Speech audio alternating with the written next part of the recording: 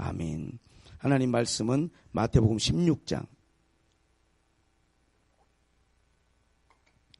1절부터 12절까지 말씀을 같이 우리 교독하겠습니다. 제가 한 절 읽고 여러분이 한 절 읽고 같이 교독합니다.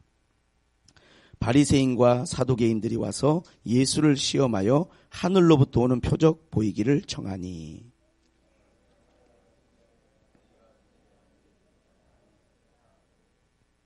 아침에 하늘이 붉고 흐리면 오늘은 날이 굳겠다 하나니 너희가 날씨는 분별할 줄 알면서 시대의 표적은 분별할 수 없느냐.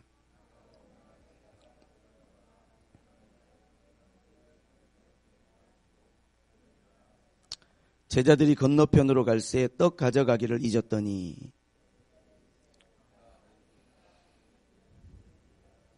제자들이 서로 의논하여 이르되 우리가 떡을 가져오지 아니하였도다 하거늘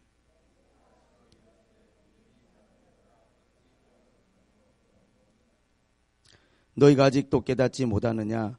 떡 5개로 5,000명을 먹이고 주운 것이 몇 바구니며 떡 7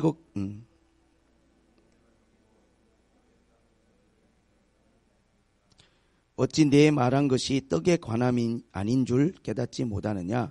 오직 바리새인과 사두개인들의 누룩을 주의하라 하시니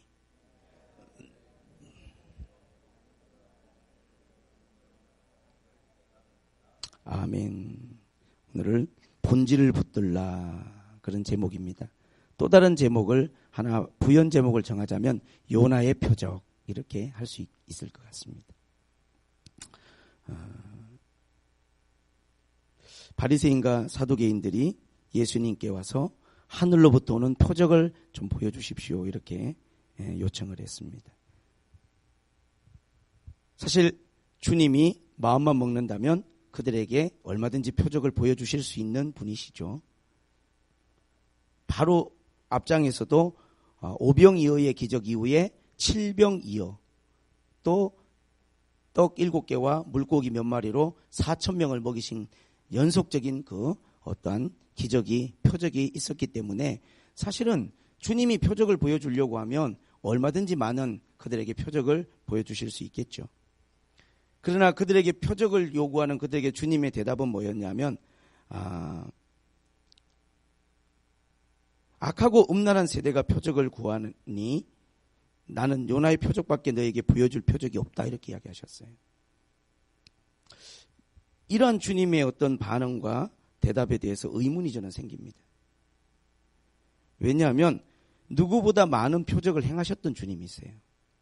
요한복음에는 뭐라고 기록되어 있냐면 예수님이 요한복음에 기록되어 있는 표적 외에 주님이 행하신 표적을 다 기록하면 둘 데가 없다고 할 정도로 많은 표적을 행하신 분이세요. 주님이.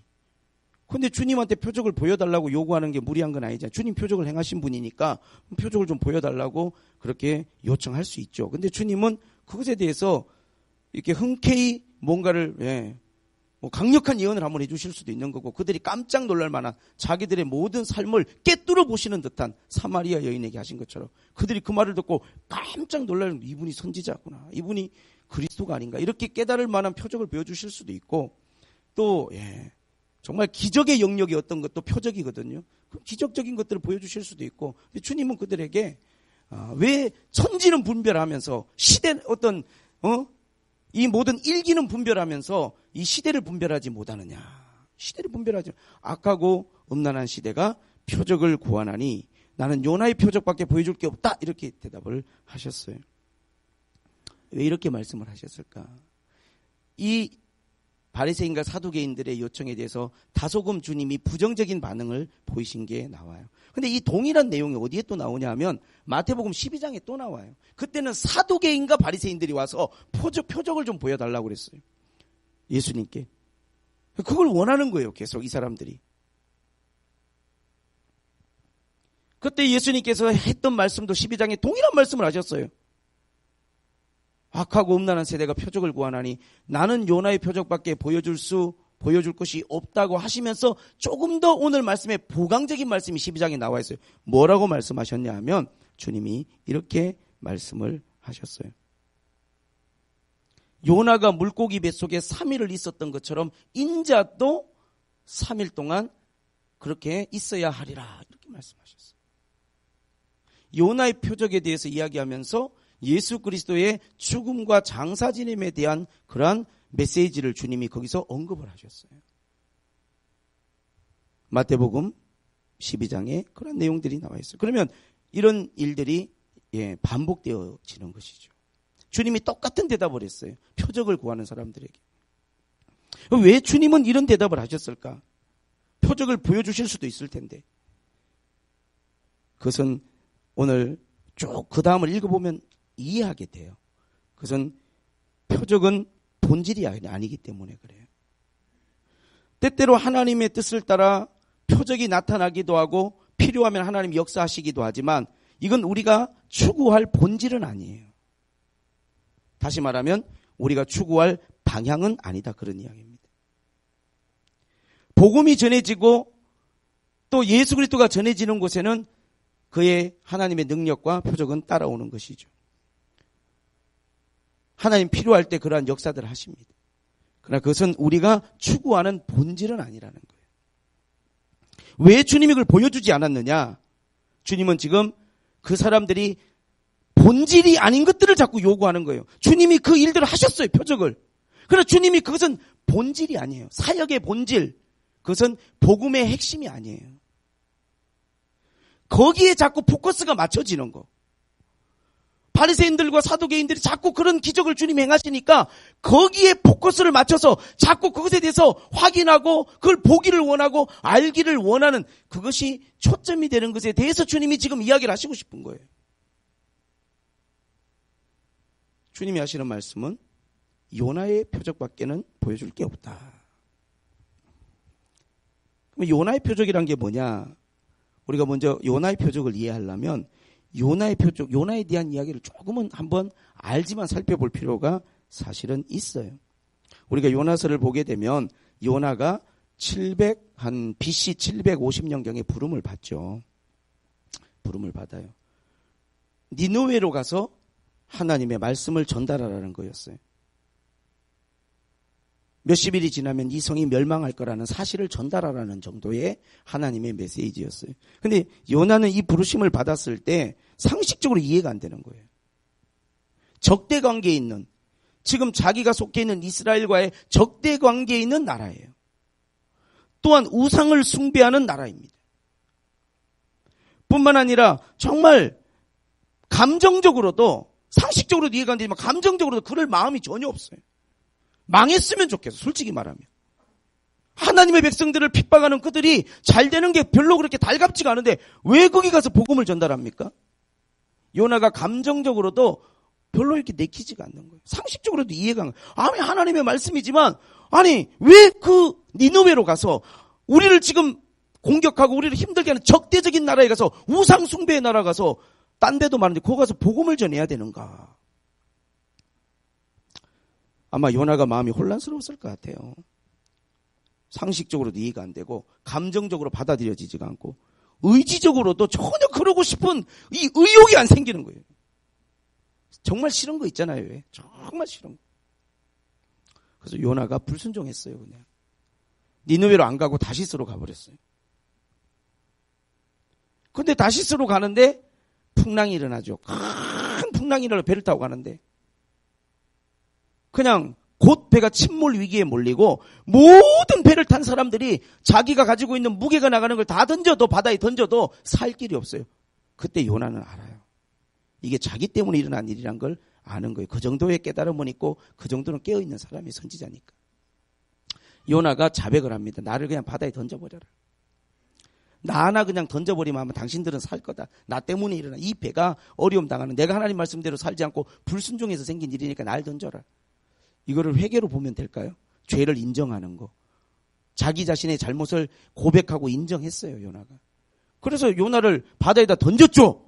그랬더니 물고기가 먹었다. 원어에는 큰 물고기라는 큰 자는 없는데 이제 성경을 기록하면서 왠지 커야 될 것 같잖아. 씹어 삼킨 것도 아니고 꿀꺽 삼켰는데 물고기가. 근데 일반적으로 고래가 목구멍이 좁대요. 그래서 막 어떤 과학자들이 세상에 제일 큰 게 고래인데 고래 목구멍이 좁은데 어떻게 사람이 거기 통째로 통째로 밀려 들어가냐. 말이 안 된다고 하는 사람들이 있는데 또 그런 걸 조사를 제가 해보니까 말이 되더라고요. 뭐냐면 향유고래는 가능하대요. 또 솔직히 그런 자료를 안 찾아도 성경에 이렇게 나와 있으면 우리는 믿는 거지만 실제로 어떤 일이 있었냐면 프린스턴 디올랄리지 그다음에 리뷰라고 하는 신학 전문 잡지 1927년자에 뭐가 실렸냐면 실제 향유고래 뱃속에 3일간 살다가 살아난 사람이 있어요. 실제입니다. 그리고 향유고래 뱃속에 상어가 통째로 삼켜져 가지고요. 거기서 유영하는 것도 촬영된 적도 있대요. 향유고래는 가능해요. 이 사람이 3일 동안 거기 있다가 살아났는데 이제 이 고래의 그 위액에 이게 피부가 다 탈색이 돼갖고 피부만 하얗게 탈색이 됐지 생명에는 건강에는 아무 지장이 없이 이 사람이 구출이 된 적이 아마 성경을 과학적으로 제가 증명하려고 하는 건 아니고 어쨌든 요나도 탈색이 돼서 나왔을 거예요. 위액에 근데 3일 동안 보니까 요나스 읽어보면 회개 무지 많이 했어요. 불순종한 것에 대해서 주님 제가 상식적으로 이해가 안 되고 납득이 안 돼. 납득이 감정적으로도 정말 내키지가 않고 의지도 지금 안 생기고 정말 그래서 제가 불순종을 했는데 주님 제가 정말 잘못했습니다 하고 요나의 눈물 흘린 회개 3일 동안 밤낮으로 위에게 막 고통당하면서 요나가 미역줄거리를 머리에 덮어쓰고 그 물고기 고래의 배 향유고래의 뱃속에서 철저하게 회개를 했는데 이거는 죽은 것과 같아. 이제 한번 죽은 거죠. 물고기 뱃속에 들어가면 죽은 거지 뭐. 3일간 주님이 죽고 장사 지낸 것과 같은 거예요. 죽은 거예요. 그래서 3일 뒤에 이 고래가 죽을 때는 또 뱃속에 있는 걸 다 토하고 죽는다네. 그게 3일 만에 그 고래의 운명이었는지 몰라도 어쨌든 요나가 뱃속에서 튀어나왔어요. 부활을 했어요. 부활을. 자, 요나가 자기 잘못을 인정하고 바다에 던져지고 물고기 뱃속에 들어가서 장사 지내고 부활을 했어요. 나왔는데 완전히 피부가 다 탈색이 돼가지고 얼마나 몰골이 황당했겠어요. 근데 이제 딱 나오더니 거듭났어. 상황은 변한 게 하나도 없어. 목적지는 똑같이 니느웨야. 변한 건 나만 변했어. 몰골이 변했고 그 다음에 마음이 변했어. 무엇보다. 이제는 좀 지금도 내키진 않는 것 같아요. 제가 볼 때. 근데 순종의 마음은 가졌어요. 어쨌든 내 감정대로 의지대로 하지 말고 순종하자. 그렇게 이제 순종의 마음을 가졌어요. 자, 여기서부터 요나의 표적이 나타납니다. 요나서 3장을 이건 꼭 찾으셔야 돼. 구약 성경 요나서 3장.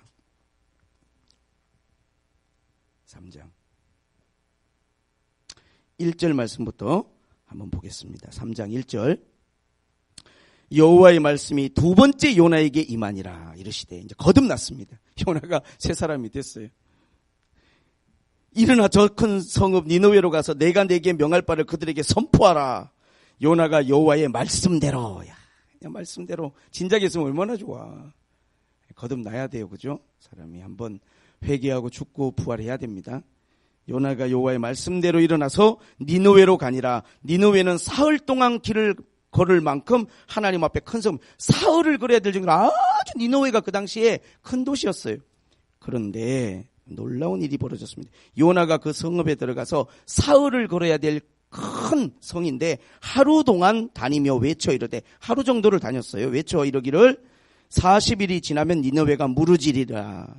하루 정도 이렇게 외쳤습니다. 40일이 지나면 니느웨가 무너지리라. 40일이 지나면 니느웨가 무너지리라. 하루 정도 하나님이 시키는 말씀을 그대로 거기다 그냥 가감없이 말씀을 선포했어요. 아마 요나가 니느웨로 가기를 거부했던 것 중에 이런 마음도 있었을지 몰라요.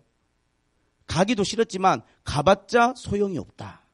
그 우상 숭배자들이 하나님도 하나도 몰라가지고 이스라엘 백성들을 지금 공격하고 있는 그 니느웨가 내가 가서 그런 말을 하면 받아들일 가능성, 그들이 그 말을 듣고 회개를 할 가능성은 0%. 요나가 적어도 생각할 때 그들에게 복음을 전한다는 것은 거의 불가능하고 0%.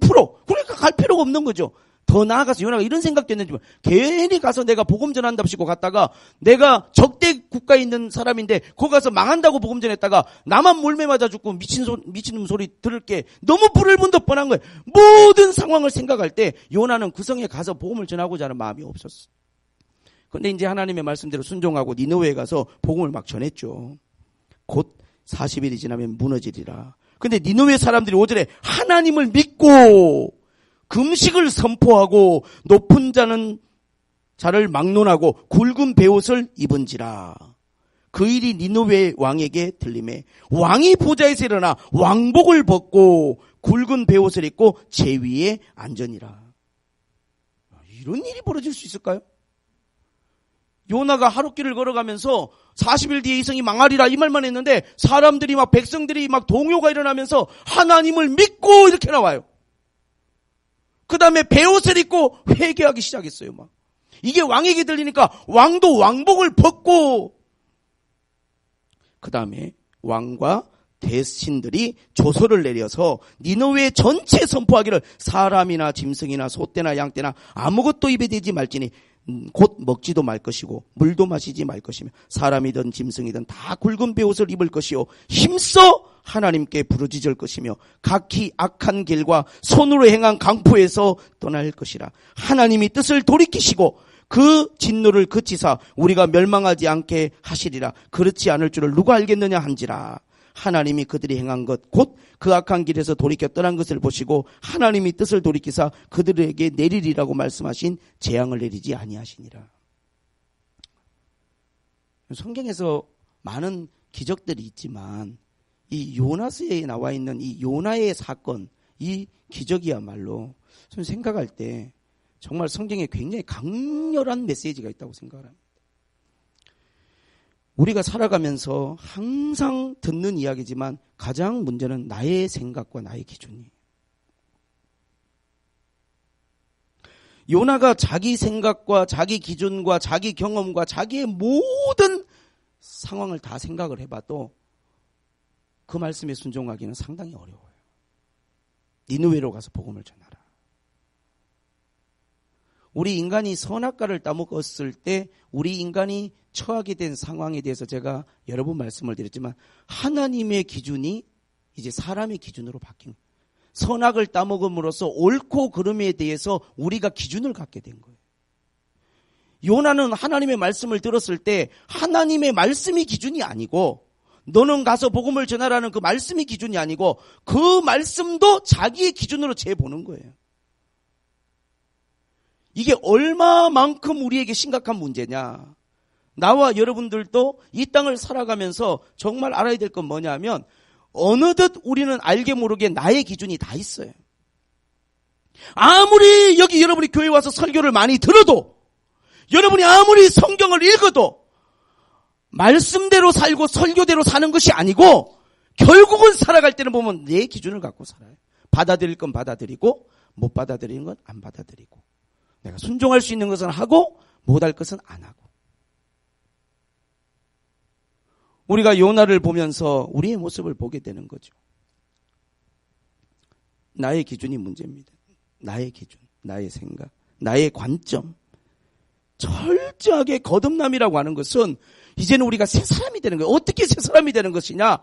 원래 아담과 하와가 선악과를 따먹기 전에 하나님의 말씀이 기준이고 하나님의 관점이 그의 기준이었던 것처럼 이제 우리의 삶이라고 하는 것은 예수 안에서 성령 안에서 내 생각을 내려놓고 내 기준을 내려놓고 하나님의 말씀이 하나님이 나에게 요구하시는 것이 언제나 기준이 돼야 돼요. 이게 그렇게 되지 않으면 우리가 본질이 흐려지거나 기준이 조금 바뀌어버리면요 모든 게 갈등이 생기는 거예요. 모든 게 혼란스러운 거예요. 왜냐하면 기준이 딱 바뀌었기 때문에 자가 어떠한 기준이 있는 것인데 그걸 바꿔버리면요 모든 걸 재는 것에 있어서 기준이 바뀜으로써 모든 게 다 그 관점이 다 달라져 버리는 거예요. 기준이 중요한 것이죠. 예수님은 지금 그 이야기를 하는 거예요. 표적을 보여달라. 여러분 표적이라는 것은요 기적이라고 하는 것은 그것은 우리의 본질이 되거나 기준이 될 수는 없어요. 마태복음 24장을 읽어보면 마지막 때 큰 표적이라고 그랬어요. Great sign. 아주 큰 사인들이 나타날 거예요. 그리고 기사가 일어나요. 큰 표적과 기적들이 나타나지만 가지 말라고 그랬어요. 주님. 그리스도가 언급되면서 여기 있다 저기 있다 해도 마찬가지라고 그랬어요. 왜냐? 표적이 기준이 아니니까 그런 거예요. 본질은 아니니까. 그걸 우리가 그걸 추구하는 건 아니에요. 우리는 뭘 추구하는 사람들이냐? 하나님의 말씀. 하나님의 기준. 복음이에요, 복음. 그게 굉장히 중요한 것이죠. 그러나 사도행전을 보게 되면 이 복음이 전해지고 사도들이 복음을 전하는 곳마다 표적이 막 따라와요. 따라오는 거예요. 따라와야 되는 것이고. 우리가 성령에 대해서 이야기할 때 우리가 성령의 충만함을 바라고 성령 받기를 바라고 막 기도하면 표적이 나타나요. 표적이. 어떤 사람은 성령 받았구나. 성령이 충만하구나. 성령이 역사하고 있구나. 표적이 뭐예요? 방언이잖아요. 방언 표적이 나타나잖아요. 우리가 하나님 앞에 성령의 충만함을 구하고 성령의 임재를 구하고 성령을 사모할 때 그럼 방언이란 게 표적으로 따라와요. 근데 만약에 우리가 방언을 추구한다고 생각해 봅시다. 방언은 표적인데 방언을 막 추구해. 방언. 기도하면서 막 방언 받기 위해서 기도하고 방언이 목적이 되고 그러다 보니까 방언에 대한 막 전부 다 강박관념이 있어가지고 막 방언을 못하는 사람은 완전히 스트레스 받고 또 뭐 방언을 또 유창하게 하는 사람은 좀 자만해질 수도 있고 왜? 성령의 충만함에 따라오는 하나의 표적이 방언일 수 있어요. 그죠? 성경이 분명하게. 그러나 방언을 추구하면 나중에는 교회에서 룰룰룰루 랄랄랄랄 가르쳐야 된다니까요. 그런 상황까지도 벌어지는 거예요.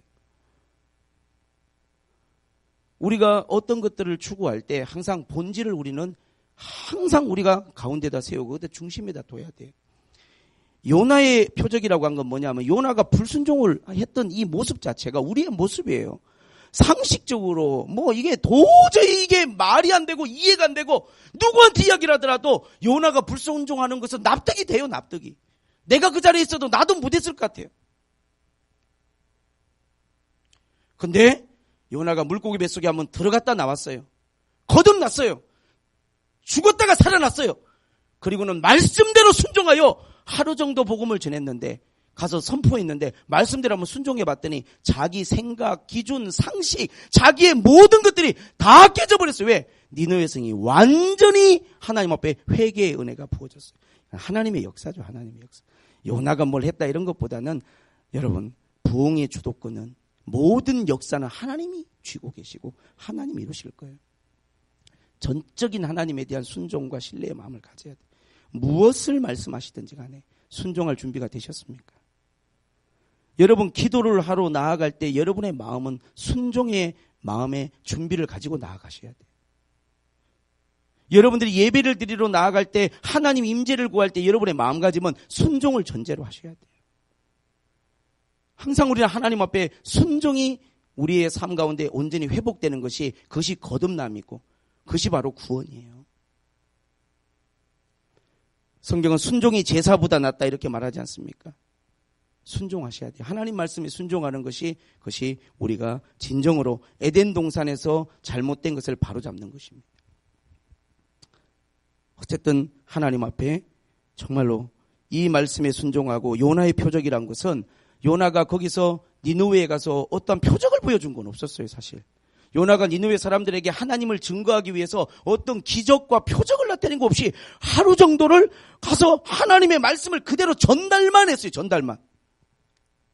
근데 그 성에 이렇게 큰 회개 운동이 벌어질 거라고는 마태복음 12장에 보니까 마지막 때 가장 기적과 표적을 많이 행한 그 도시들이 니느웨 사람들의 심판을 받게 되리라고 주님 마태복음 12장에. 왜? 그들은 그때 그 말을 듣고 회개하고 구원을 받았거든요.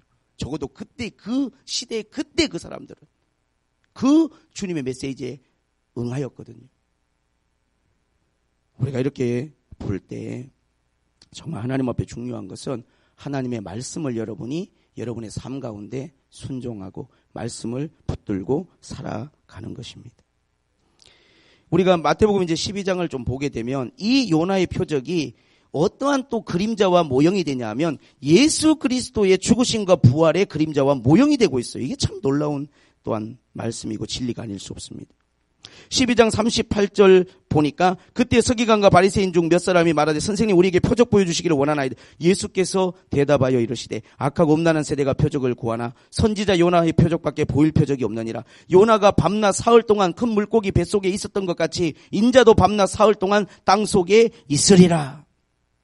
예수님의 죽으심과 장사 지내심 그리고 사흘 만에 부활하심, 이것이야말로 우리가 추구해야 될 표적이고 우리가 정말로 사모해야 될 본질이고, 예수의 죽으심과 부활이야말로, 예수 그리스도의 죽음과 부활은 우리의 생명이고 우리의 구원이고, 이것은 우리의 부흥의 기초인 줄로 믿습니다. 이 기초 위에 우리가 부흥하고 하나님 앞에 성장해야 될 것을 확신합니다.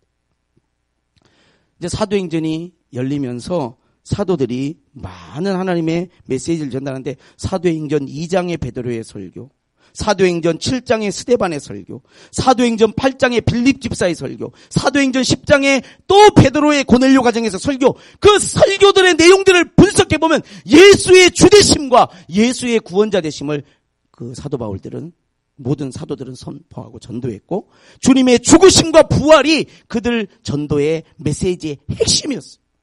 예수님이 죽으시고 우리 죄를 위해서 죽으시고 사흘 만에 살아나셨다는 것이 그들이 전하는 복음의 핵심이었어요.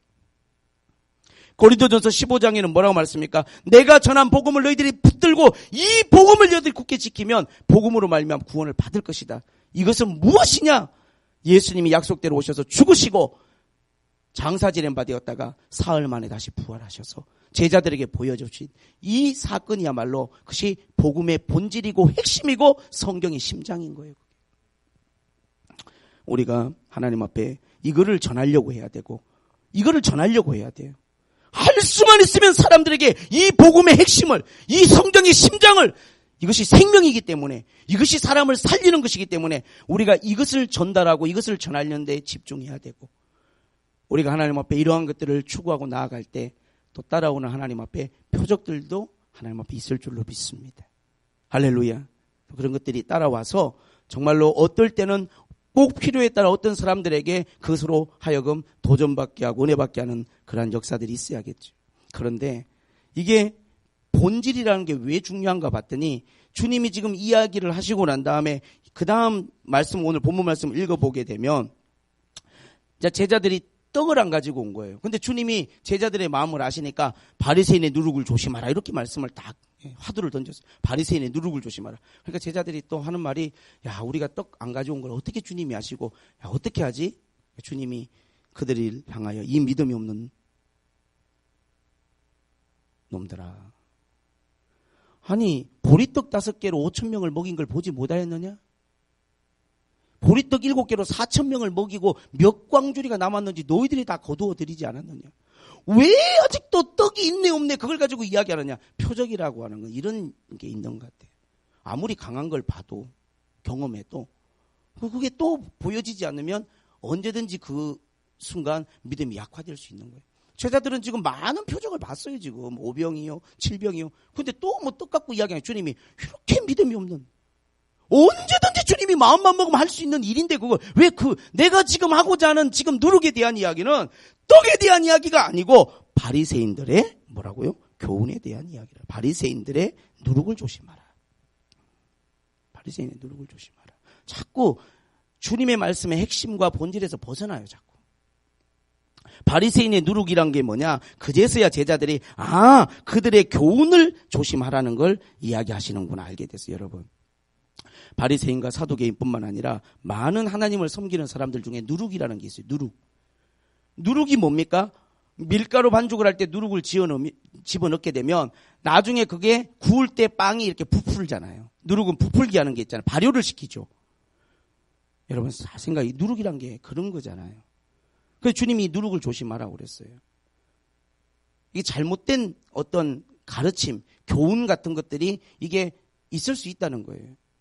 그러면 이것이 어떠한 때 문제가 되느냐? 여러분, 누룩이라고 하는 것은요, 반죽을 해놓은 상태에서는 잘 몰라요. 이게 누룩을 넣고 반죽했는지, 이걸 누룩을 빼고 반죽을 했는지 분별을 할 수가 없습니다. 그러면 이게 누룩이 들어갔는지 안 들어갔는지를 분별하는 방법은 너무 간단해요. 불을 가하면 돼요. 열을 가하면 누룩을 집어넣은 것은 부풀어버려요. 와, 누룩이 들어가 발효가 돼 있거든. 누룩을 집어넣지 않은 것은요, 부풀지 않아요. 그대로 그냥 구워지고 익어져 버려요. 왜? 발효가 안 됐거든. 이건 지금 누룩이 안 들어가 있거든. 신앙생활이 본질을 붙잡았는지 아니면 본질이 아닌 것을 붙잡았는지를 어떻게 알 수 있냐면 어떠한 눈에 보이는 표적이랄지 그 사람의 삶에서 그 사람이 뭔가 중요하게 생각하고 있는 것을 그냥 그거를 딱 뺐을 때 그 사람의 모습을 보면 그것이 딱 보이는 거예요. 부풀어 버리면요, 누룩이 들어간 거예요. 예를 들어서 어떤 분이 어떤 축복을 갖다가 하나님의 어떠한 그 기준으로 삼았다. 축복을.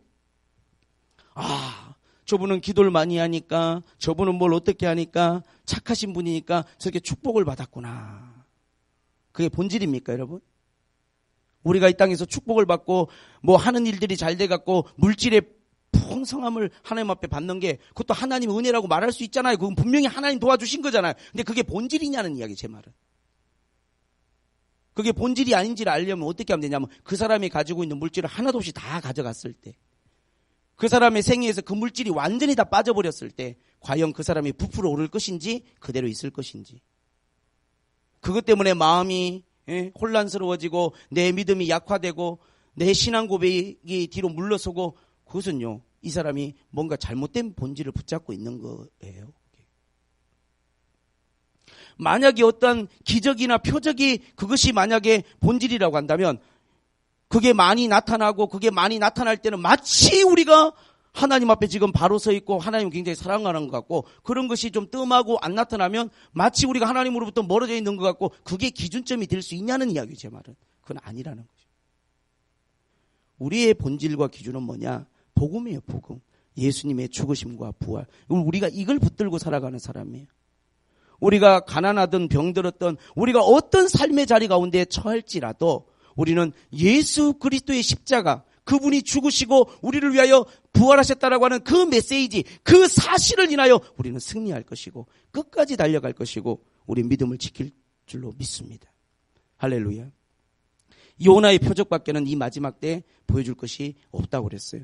실제로 많은 표적은 따라옵니다.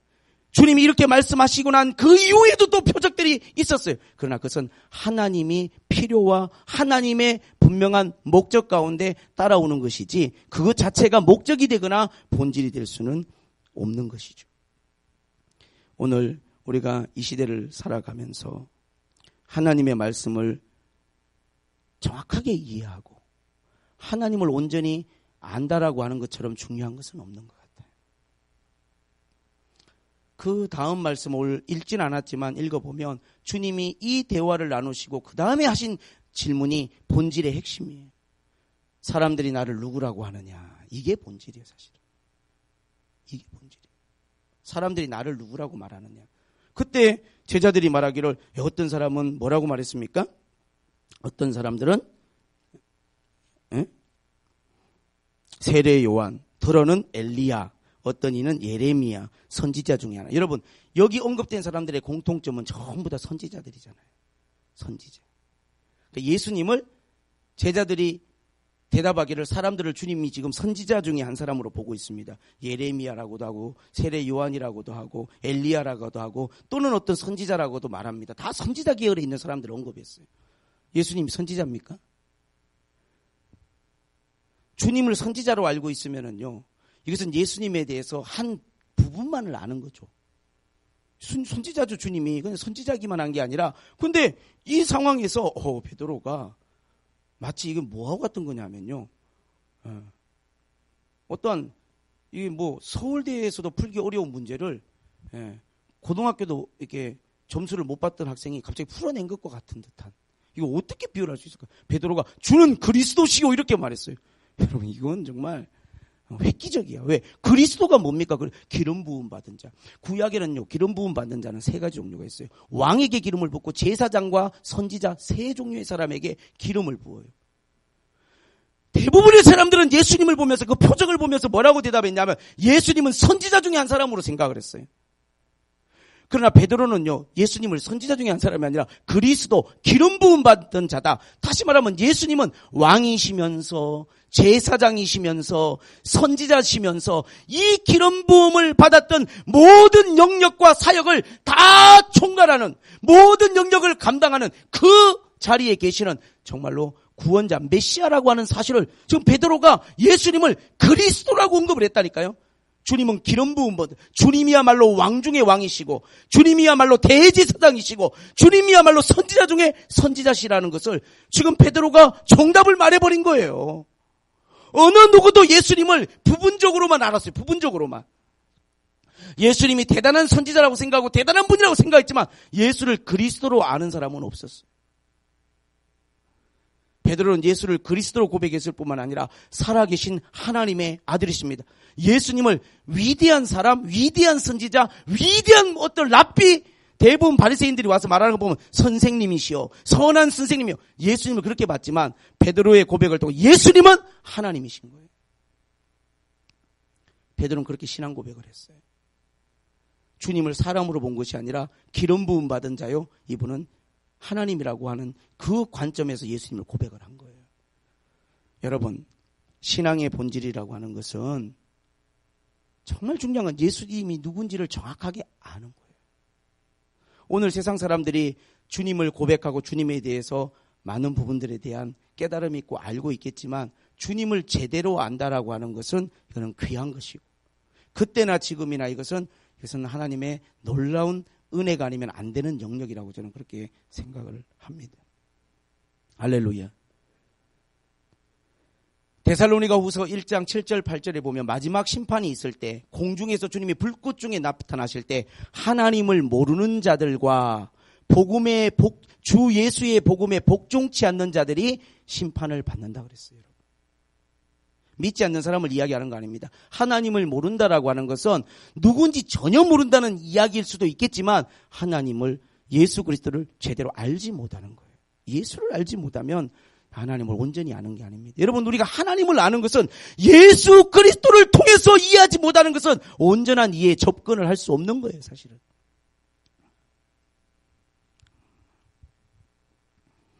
저는 제가 목숨을 건 건 그거예요. 예수님이 누군지를 알았고, 그 예수님이 날 위해서 죽으시고 부활하신 나의 하나님이란, 나의 주고 나의 하나님이란 걸 알았어요. 제 삶에 어떤 게 다 빠져나가도 변하지 않는 것은 그분이 나의 주님이고 나의 하나님이라는 이 진리를 붙들고 저는 끝까지 갈 것이고, 이것이 나를 구원하는 복음이고, 이게 나를 지탱하는 나의 심장이고, 이게 바로 내가 전하여야 될 생명이라고 저는 그렇게 믿습니다. 어쨌든 우리의 삶 가운데 여러분들이 많은 것들, 여러분들이 추구하고 원하고 바라는 것들이 있을 수 있어요. 그러나 본질은 우리가 흔들어서는 안 되고 흔들려서도 안 되는 것이죠. 상담을 하면서 이런 상담을 했던 적이 있어요. 많이 여러 번 했어요, 이 상담을. 여러분들과 함께. 결혼을 해서 사는데 불행한 거죠. 행복하지가 않은 거예요. 사는데 너무너무 힘들어요. 제가 상담을 이런 상담을 오랫동안 여러분들과 많이 했었어요.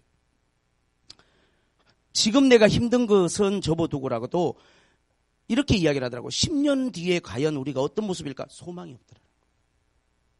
10년 뒤에 소망이 없어요. 행복해질 가능성이 없는 거예요.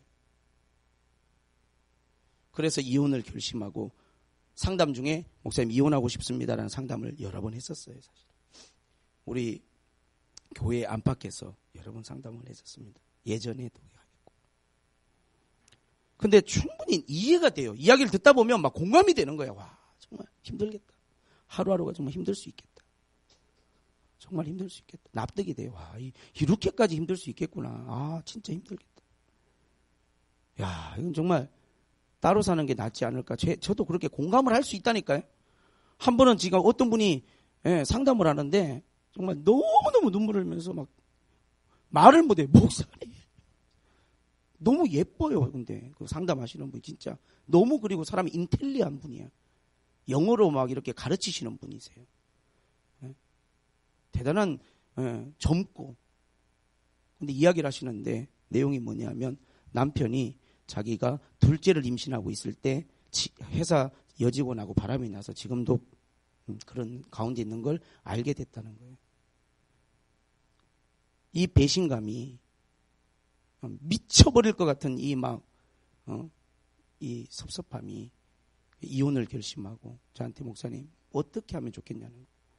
어떻게 하면. 그래서 자기가 남편한테 마지막 회개 기회를 한번 준 게 교회를 같이 다니면 자기가 정말 마음은 내키지 않지만 용서할 수 있는 그런 최선의 노력을 다하겠다 해서 남편이 교회를 이제 나왔는데 이제 가정을 깨는 걸 원하진 않으니까 교회를 나왔는데 예비시간 와서 졸고만 있는 거예요. 아내가 이 남편을 계속 교회를 한 몇 달 데리고 다니다가 이건 진정성이 없다. 이 사람이 정말 진짜 나한테 미안한 마음이 없는 사람이다. 아마 조신 분은 정말 그러고 싶진 않았을 것 같아요. 그죠?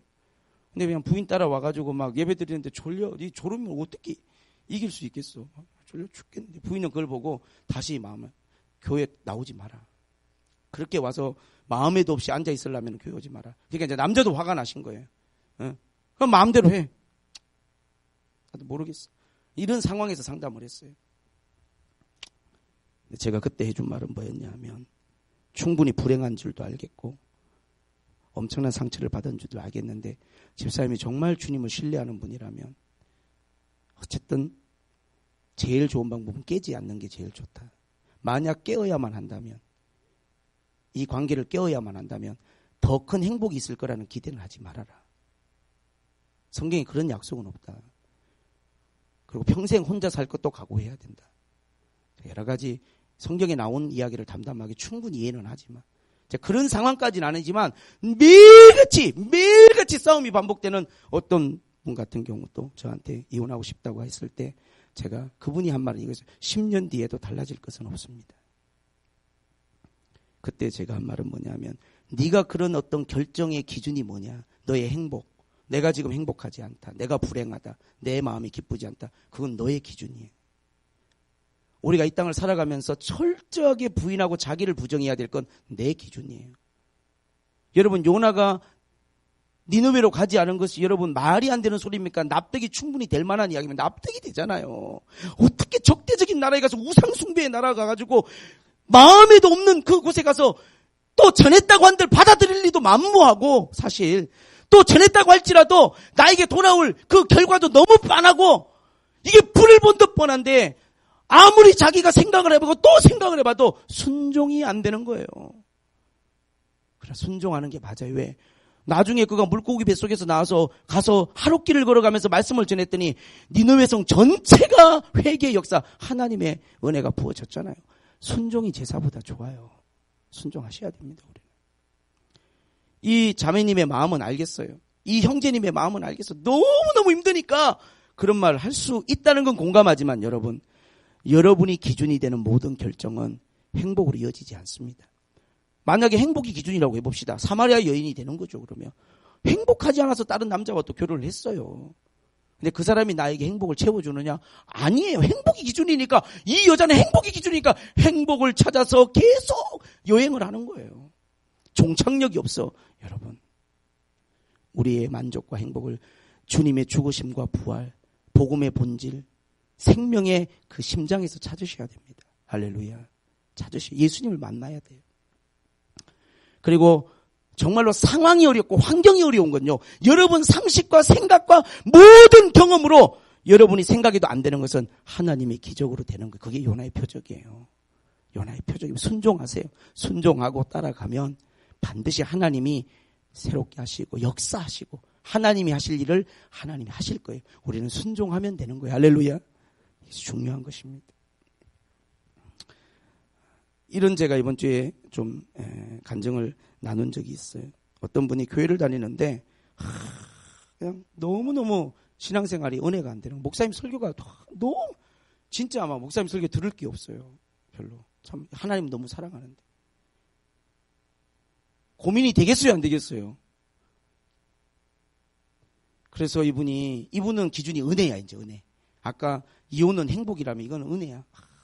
또 더 명분이 좋잖아. 그러니까 이분이 고민을 하는 거야. 은혜가 없다 교회. 그래서 이제 인터넷 설교 막 뒤적거리는 거죠. 그래서 좋은 설교를 막 듣고 그렇게 하다가 교회를 이제 큰 교회 설교 그냥 깔끔하고 자기가 쭉 들어봤는데 꾸준히 설교가 은혜가 되는 그 교회로 이제 자기가 다니는 교회는 좀 작은 교회고 아마 목사님이 또 설교가 약하니까 또 교회가 부흥이 안 됐는지도 모르겠어요. 그래서 어쨌든 그분이 큰 교회로 교회를 옮겼어요. 마음 한켠에 이제 좀 뭔가 찜찜함도 있고 미안함도 있지만 자기는 은혜 받고 살고 싶은 거. 은혜. 아니 교회를 다니는데 은혜가 나한테는 필요해서 교회를 가는데 은혜가 안 된다면 어떻게 해요? 여러분. 우리가 어떻게 기준점을 잡아야 될까요? 은혜가 기준입니까 여러분? 여러분 은혜 때문에 오늘 여기 모인 겁니까? 그렇다면 이제 또 그 교회를 가서 은혜가 없으면 또 옮겨야지 뭐.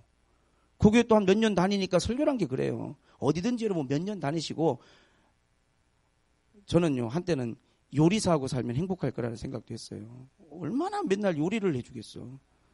잠시지 잠시. 사람이 무슨 뭐 돼지도 아니고 하마도 아니고 먹기 위해 사는 것도 아니고 그런 것은 따라오는 표적이 돼야 되는 거지. 그게 본질이 돼가지고 그 뭐 먹는 거 맛있는 거 여러분 누가 어디 맛있다고 막 엄청 이야기해서 가서 먹고 일주일 뒤에서 가서 먹으니까 그 느낌이 50%로 뚝 떨어져 있더라고. 일주일 만에 먹는데도 이미 사람이 얼마나 빨리 질리고 막 이런 존재인데요. 그래 교회가 은혜가 없다고 다른 교회로 갔어. 그래 또 은혜가 없으면 또 이제 가족들이 이동해야겠네. 야, 또 인터넷 뒤지면서 어느 교회가 요즘에 핫하냐. 요즘 어느 목사님이 뜨겁냐. 은혜 받을 교회는 어디냐. 또 그쪽으로 이동하고. 여러분 그런 것이 듣기에는 우리가 공감이 되잖아요. 만약에 여러분들이 어떤 분하고 이야기하는데 집사님 저 요새 고민이 있는데 제가 다른 걸 바라지 우리 목사님한테 제가 다른 거 아무것도 바라는 게 없습니다. 그런 분들 보면 바라는 게 많아요. 사실 아무것도 그냥 은혜만 받았으면 좋겠는데 너무 설교에 은혜가 안 돼서 제가 정말 심각하게 고민하고 있습니다. 들으면 너무너무 정말 이분이 다른 걸 원하는 게 아니고 교회 다니면서 뭐 축복을 바라는 게 아니라 은혜를 받고 싶어 그러는데 은혜가 없으면 옮겨야지 어떻게 하겠냐. 내가 다루는 걸 바란 게 뭐 우리 남편한테 돈을 막 엄청나게 벌어다 달라는 것도 아니고 나한테 벤츠를 태워달라는 게 아니라 내가 좀 행복하자는데 말 좀 따뜻하게 해달라는데 그것도 못하냐? 못 살겠다. 납득이 돼요. 진짜 뭐 엄청난 걸 바라는 게 아니잖아요. 그래 납득이 돼서 또 이혼하고 납득이 돼서 또 교회를 옮기고 여러분 기준이 모호해지잖아요. 굉장히 그럴듯하고 들어보면 공감이 되고 막 우리가 막 마음이 막 듣는 순간에는 맞아 그게 맞는 말 같고 막 기준을 여러분 정확하게 안 정하시면 우리가 이 땅에서 신앙생활할 때 굉장히 힘들어지실 겁니다. 우리의 기준은 예수 그리스도의 죽으심과 부활하심 요나의 표적밖에 보여줄 게 없어요. 또 우리가 그것밖에 보는 게 없다 할지라도 그것 붙들고 여러분 끝까지 갈 수 있어야 됩니다. 요나가 물고기 뱃속에 3일을 있었던 것처럼 인자도 그렇게 되어야 되리라. 우리가요 정말 거듭나고 새 사람이 되는 거, 내가 불순종의 사람에서 순종의 사람으로 살아가는 거, 이것이 하나님의 기적이고 능력이고 붙잡아야 될 본질이고, 내가 복음 안에서 예수 안에서 거듭나고 주님의 그 거듭남의 복음을 내가 나의 복음으로 받아들이고 살아가는 거. 삶에는 풍파가 닥칠 수 있고 어떤 불이 우리 가운데 통과하더라도 우리의 삶 가운데 이게 누룩인지 아닌지는 그때 우리의 마음 상태와 마음가짐을 보면 다 드러나게 돼 있는 거예요.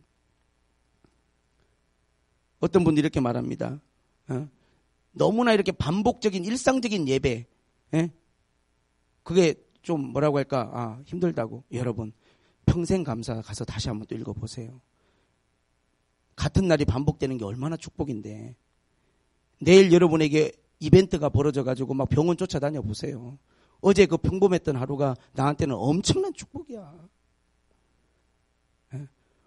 오늘 여러분이 와서 예배 드리는 이 예배가 여러분에게 생명이고 축복인 줄 믿으시고. 근데 이제 우리가 그러면 뭐 목적도 없고 목표도 없고 그냥 목사님 말씀을 들으면 불행하더라도 참고 살고 그런 이야기를 하고 있는 게 아니에요. 우리가 하나님 앞에 그래서 중보기도를 하는 거예요.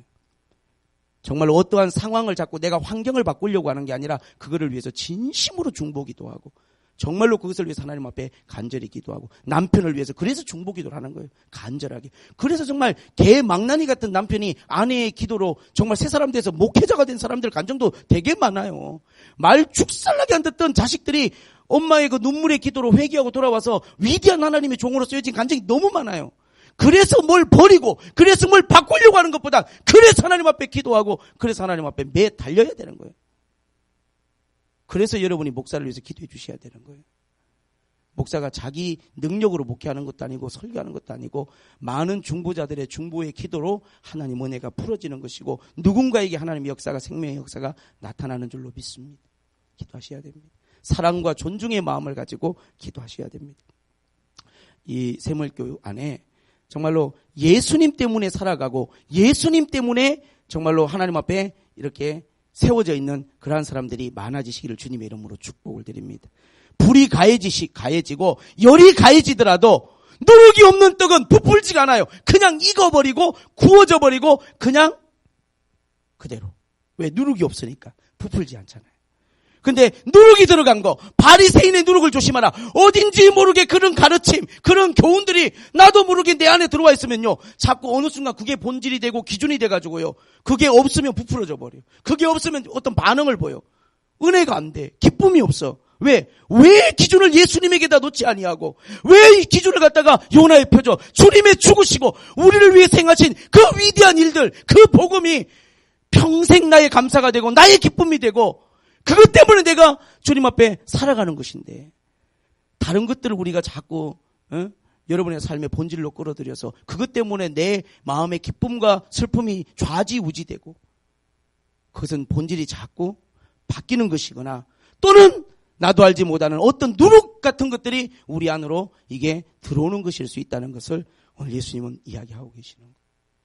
그리고 나서 주님의 질문이 나를 누구라고 하느냐. 이게 그냥 우연한 질문이 아니고 이 모든 말씀의 어떠한 그 연관성들이 정확하게 주님은 의도를 가지고 말씀을 하고 계시는 거예요. 주님은 예수님을 부분적으로 베드로는 고백하지 않았어요. 다른 모든 사람들은 예수님을 아는데 부분적으로만 아는 거예요. 선지자 중에 어떤 한 위대한 그런 면이 있죠. 예수님에게 기름 부음 받은. 그러나 주님은 선지자만 아니고 왕이시고 대제사장이시고 선지자 중에 선지자시고 중요한 것은 하나님의 아들이시라는 거예요. 인간이 아니에요. 이러한 베드로의 깨달음을 주님이 인정하시면서 바로 이 반석 위에 나의 교회를 세울 것이라고, 천국 열쇠를 너에게 줄 것이라고, 이렇게 고백할 수 있는 사람, 이렇게 주님 앞에 예수 그리스도의 복음에 대해서 정확한 이해를 가지고 있는 사람만이 천국의 열쇠를 하나님 앞에 부여받은 사람이고 천국의 열쇠를 풀 수 있는 자격을 가진 사람들이라고 저는 그렇게 믿습니다. 할렐루야. 이 새물결 교회는 우리 예수 그리스도만 바라보고 나아갑니다. 할렐루야. 예수 그리스도만 바라보고 나아갑니다. 예수님의 십자가가 여러분의 평생의 표적이 되시기를 주님의 이름으로 축복합니다. 십자가 외에는 여러분 자랑할 것이 없고 우리가 십자가 외에는 붙들 수 있는 것이 아무것도 없습니다. 그러나 주님의 이 위대한 본질에 우리가 사역들을 붙들고 나아갈 때 또한 주님이 사도들에게 허락하셨던 많은 때를 따라 표적과 하나님의 능력들이 이 교회 안에서 풀어지고 나타나기를 저는 소원합니다. 할렐루야. 많은 하나님의 역사들을 보기를 원합니다. 그러나 그것이 표적을 보여달라. 어떤 분이 와서 저한테 목사님 표적을 좀 보고 싶습니다. 이걸 추구하는 교회가 되고 싶지는 않습니다. 이것이 우리의 본질이 되거나 이것이 우리가 추구하는 방향이 되는 것은 원하지 않습니다. 복음이 우리의 기초요. 이것이 우리의 본질이요. 이게 우리가 가장 중요하게 생각하는 심장이라고 하는 것을 우리가 붙들고 끝까지 승리하시기를 주님의 이름으로 축복합니다. 기도하겠습니다.